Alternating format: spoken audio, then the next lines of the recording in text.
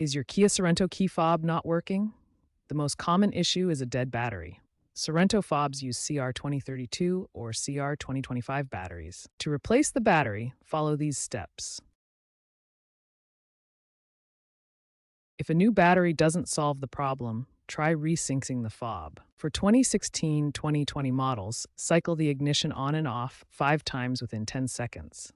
Then hold the lock and unlock buttons. For 2021 and newer models, use the Kia Connect app for wireless resync or manually enter programming mode using the key in the driver's side door lock.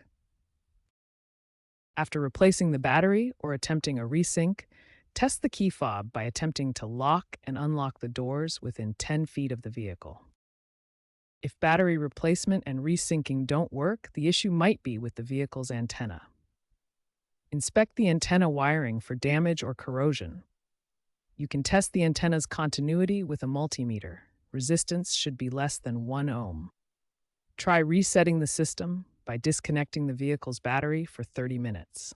Remember that metal structures or aftermarket devices can cause signal interference. Kia is trending towards digital keys via smartphone apps using NFC and BLE, potentially phasing out physical fobs.